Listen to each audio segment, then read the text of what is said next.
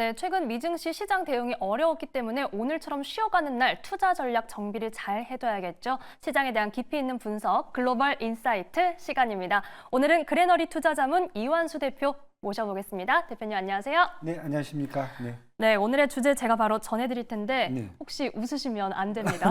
네, 오늘의 주제 체크해보겠습니다. 꼭 그렇게 다 가져가야만 속이 후련했냐? 빅테크 매도 시기일까?입니다. 죄송합니다. 네. 아닙니다. 지금 네, 좋습니다. 제가 전해드린 대사가 아마 지금 빅테크 보유자분들의 좀 마음을 그쵸. 대변하지 네. 않을까 싶습니다. 정말 포트폴리오가 많이 어지러워지고 있는데 우선 이 질문에 바로 여쭤볼게요. 빅테크 지금 매도해야 될 때일까요? 글쎄요, 뭐 어떤 분들은 이제 머리 좋은 순서대로 빨리 탈출해야 되는 거 아닌가, 뭐 그런 얘기를 말씀하시는데 네. 저는 전혀 그렇지 않다. 오. 네, 이제 그렇게 저 말씀을 시작하고 네. 시작을 좀 하겠습니다. 그래서 뭐 사실 다른 것보다 지난주 이번 주 한 주 내내 결국 뭐 트럼프 관세 갈등 때문에 시끄러웠어요. 그래서 뭐 중국 히토리도 나오고 그다음에 이제 뭐 엔비디아 H20 수출 제한도 나오고 거기다 트럼프 이제 대통령이 연준에 대해서 네. 금리 인하에 대한 요구를 자꾸 하는 거고요. 근데 옆에서 이제 어떻게 보면 염장을 지르는 유럽 중앙은행은 또 금리를 또 내리고 있고요. 그러니까 사실 시장은 되게 시끄러워요. 시끄러운데 중요한 것은 이제 다음 주에 이제 빅테크들이 실적 발표가 이제 시작된다는 거죠. 그래서 22일에 테슬라 나와 있고요. 23일에 IBM하고 램리서치, 그다음에 24일에는 알파벳, 아마존, 그다음에 인텔까지 지금 예정이 돼 있어요. 네. 그렇다 보면은 지금 시점에서 봤을 경우에 저는 굳이 이렇게 이 빅테크들을 그렇게 속이 후련하게 다 매도를 해야 되는지, 정말. 예, 그거에 대해서 퀘스천 마크를 일단 걸고요. 네. 그러면서 제가 표를 하나 좀 준비를 했는데, 네.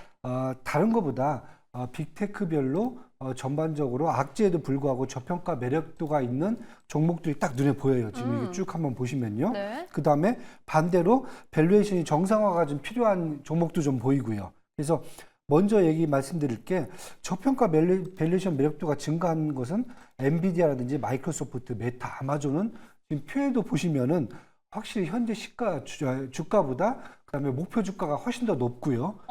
그다음에 네. 밸류에이션도 보시면은 PER이 되게 낮게 돼 있어요.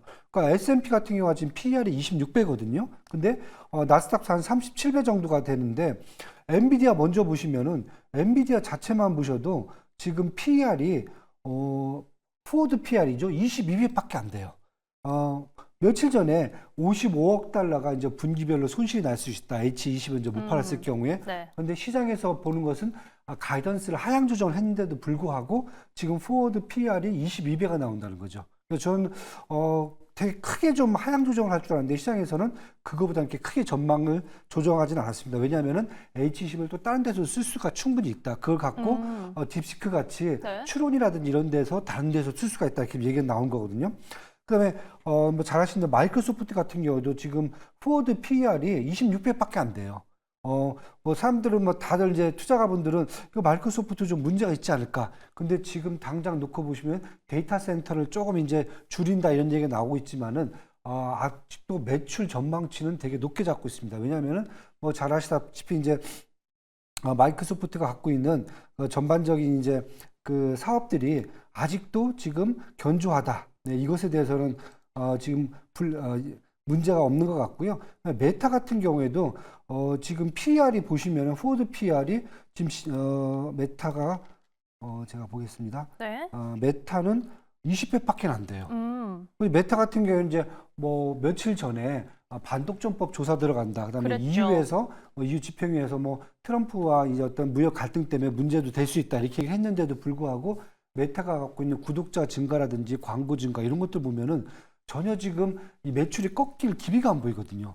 그렇다 보면은 현재와 같이 이렇게 좀 저희들이 봤을 경우에 견고하게 움직일 수 있는 엔비디아라든지 메타라든지 아마존 그다음에 마이크로소프트 같은 경우에는 충분히 이번 실적에서도 기대치는 나올 수 있다. 그리고 시장에서 이렇게 저평가되어 있는데 언제 또 우리가 이 저평가된 가격에 살 수 있는 기회가 있을까? 예, 이런 부분들이 많기 때문에 옆에 이제 제가 스트롱 바이 막 이런 걸 써놨잖아요. 네. 이게 뭐 제가 쓴 게 아니라 글로벌 리서치 하우스들이 보는 관점입니다. 그만큼 저평가 매력도가 높다고 지금 보여지고 있습니다. 일본은요. 네, 앞서 말씀해주신 이 표를 다시 한번 좀 체크를 해보죠. 저희가 표 네. 오른쪽에 지금 투자 의견이 쓰여져 있었는데요. 네, 표 확인해 보시면은 지금 빨간 글씨 그쵸, 스트롱바이 네. 강력 매수로 적혀 있는 종목이 엔비디아와 마이크로소프트, 메타 그리고 아마존까지 그렇죠, 저희가 네. 좀 확인을 해봤습니다. 자, 그러면 앞서 이렇게 밸류에이션 매력도가 높아진 종목도 있지만 아닌 종목도 있다라는 얘기 해주셨어요. 지금 네. 저 글씨 색깔로 좀 구별할 수 있을까요? 네, 저기 보시면 그냥 바이 정도 나와 있는데 전에 스트롱 바이였는데 바이로 떨어진 게 사실 애플 정도가 이제 비중 축소로 떨어진 거고요. 네. 그다음에 테슬라하고 팔란티어는 그냥 홀드입니다. 아, 매수도 아니고 그렇죠, 그냥 매수는 보유네요. 홀드입니다. 네. 그러니까 테슬라 같은 경우는 저희가 사실 올해 매출이 한 16% 정도 증가한 걸로 처음엔 전망을 했다가 최근 들어서 한 11% 증가할 걸로 좀 많이 하향 조정이 됐어요. 그럼에도 불구하고 올해 잘못하면은 매출 증가가 없을 수도 있다까지 지금 전망치가 나오고 있어요. 네. 그래서 뭐 다른 거 이미 다 아실 거예요. 유럽, 중국, 그다음에 미국 내에서도 지금 판매량이 떨어지고 있거든요. 이런 걸 본다면은 테슬라 같은 경우는 이런 걸 다 감안해도 지금 포워드 PER이 95배입니다.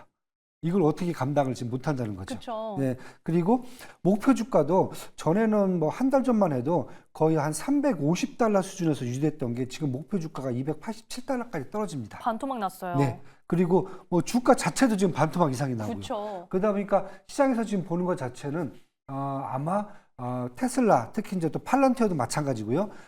매출이 그렇게 올해 같은 경우에 가이던스를 크게 지금 잡을 수가 없는 상황이 와 있다. 펀더멘탈을 회귀할 거다. 팔란티어 같은 경우에는 지금 포워드 PR이 169배까지 올라와 있어요. 169배라는 것은 어떻게 보면 저희들이 투자를 할 수 있는 그런 수준이 아니거든요. 손댈 수가 없죠. 예, 왜냐하면 1년에 매출이 지금 38억 달러밖에 안 나와요. 근데 이런 데서 지금 우리가 포워드 PR을 169배를 잡는다는 것은 사실 지금 말이 안 되는 거거든요. 그리고 애플 같은 경우도 마찬가지로 포워드 PR이 26배까지는 지금 많이 떨어져 있지만은 문제는 애플 같은 경우는 중국 내에서 그 판매량뿐만 아니라 미국으로 들고 오는 이 물량들에 대한 판매량도 지금 문제가 지금 양쪽에서 지금 네. 터진 상태거든요. 그렇다 보면은 지금 올해 애플 같은 경우에는 매출 전망치가 한 6.5% 증가한 걸로 이미 잡아놨었는데 이게 연초에는 8%였거든요. 계속 지금 하향 조정이 되고 있습니다. 그래서 잘못하면 올해 애플 같은 경우도 어떻게 보면 실적 전망치가 조정치가 매출 예상은 거의 0%가 나올 수 있다는 그런 전망까지 나오고 있거든요. 그러니까 결국은 지금 다음 주에 나올 수 있는 그런 실적 전망치들은 확연하게 지금 딱 분류가 되는 것 같아요. 그래서 저는 이제 빅테크를 지금 무조건 뭐 머리 좋은 순서대로 빨리 도망가야 된다. 뭐 빅테크가 여태까지 뭐 다 가져갔는데 이제는 다 토해내야 된다. 이런 부분은 아닌 것 같고요. 밸류에이션을 보면은 확실하게 평가가 나눠져 있다. 그래서 저는 확실히 밸류에이션 매력도라든지 저평가가 된 것은 충분히 지금 매수를 하셔도 저는 좋은 타이밍이라고 좀 보여지고요. 대신에 밸류에이션 매력도가 좀 다시 정상화로 좀 가야 되는 그러한 종목들은 당분간 좀 더 지켜보셔야 된다. 이렇게 지금 보고 있습니다. 네, 지금 빅테크 안에서도 다 똑같이 대응할 수 있는 시장이 아니라 이 밸류에이션에 따라서 좀 선별적인 대응이 필요하다라는 말씀 해주셨습니다. 대표님, 저희가 앞서 이 표를 확인해 볼 때 강력 매수가 쓰여 있는 종목 4종목은 확인을 했는데 맨 마지막에 브로드컴이 있었거든요. 네. 이를 비롯해서 반도체주에 대한 의견도 좀 여쭤볼게요. 네, 사실 반도체 때문에 사실 지금 다들 걱정이 심해졌어요. 고민 많으시죠. 왜냐면 엔비디아 이제 H20에 대한 수출 인제 제한이 들어갔거든요. 네. 근데 저는 반도체 같은 경우에는 살아남을 수 있다. 긍정적으로 좀 보고 있고요. 네. 예를 들게요. 지금 반도체는 중국의 가장 큰 아킬레스건이에요. 예, 어떻게 봐야 되냐면은 전 세계 반도체 생산량 중에서 수요를 50%를 중국이 갖고 가요. 그러니까 전 세계 그 50%를 수요가 지금 중국에서 이루어지고 있는데 중국의 반도체 자금률이 30%밖에 안 됩니다. 그럼 나머지는 지금 어디서 조달하냐면 한국하고 대만 업체들이 중국에 수출해 주는 게 한 40% 정도 되고요. 그다음에 미국에서 30%를 지금 수입을 하고 있어요. 그러다 보니까 미국의 업체들이죠. 엔비디아뿐만 아니라 마이크론, 인텔, AMD, 글로벌 파운드리 정도도 매출의 기본적으로 25%에서 한 20% 정도는 중국에 수출을 하고 있거든요. 근데 그 부분은 지금 다 막기 시작했어요.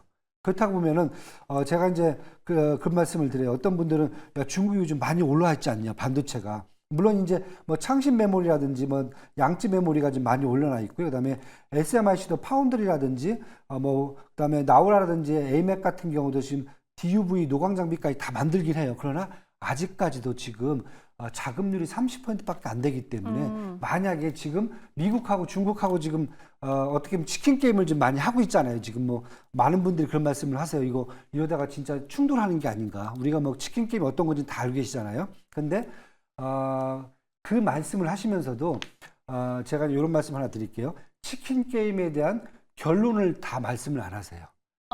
왜냐하면 미국에서 서로 이제 양쪽에서 차가 막 달려오잖아요. 서로 내가 이길 거야, 비킨 사람이 치킨이 되는 거야 이렇게 하고 달려오잖아요. 근데 영화를 보면은 항상 주인공은 이겨요. 그렇죠. 그런데 그 게임의 시뮬레이션의 결과는 뭐냐면은 결국은 둘 다 마지막 순간에 다 핸들을 꺾어버립니다.